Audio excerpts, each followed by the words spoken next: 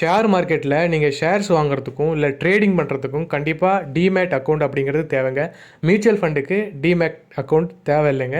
நீங்கள் டைரெக்டாகவே அதை ஓப்பன் பண்ணிடலாம். பட் ஷேர்ஸ் நீங்கள் வாங்கணும், ஒரு கம்பெனியோட ஸ்டாக் வாங்கணும் அப்படின்னா கண்டிப்பாக டிமேட் அக்கௌண்ட் தேவை. டிமேட் அக்கௌண்ட்டுக்கு பேசிக்காக என்ன தேவைன்னு பார்த்தீங்கன்னா அட்ரஸ் ப்ரூஃப், ஆதார் இருந்தால் பெஸ்ட்டு. அதுக்கப்புறம் பேன் கார்டு மஸ்ட்டு. அதுக்கப்புறம் பேங்க் அக்கௌண்ட் டீட்டெயில்ஸ் கேட்பாங்க. ஃபஸ்ட்டு பேஜ் இருந்தால் கூட உங்களுக்கு போதும்.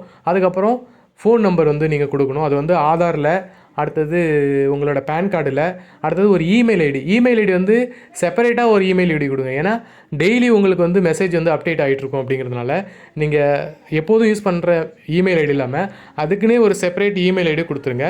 அதுக்கப்புறம் ஃபோன் நம்பர் வந்து எல்லாத்துக்குமே காமனாக இருக்கிற மாதிரி பார்த்துக்குங்க. ஒரே ஃபோன் நம்பர் கொடுக்குறது உங்களுக்கு சேஃப். நீங்கள் செப்பரேட்டாக மெயின்டைன் பண்ணாமல் ஒரு எலக்ட்ரானிக் ஃபார்மில் ஆன்லைன்லேயே மெயின்டைன் பண்ணுறதுனால எல்லாமே வந்து பர்ஃபெக்டாக கொடுக்குறது சரியாக இருக்கும். அதுக்கப்புறம் பார்த்தீங்கன்னா நாமினி கண்டிப்பாக நீங்கள் வந்து அப்டேட் பண்ணிடுங்க.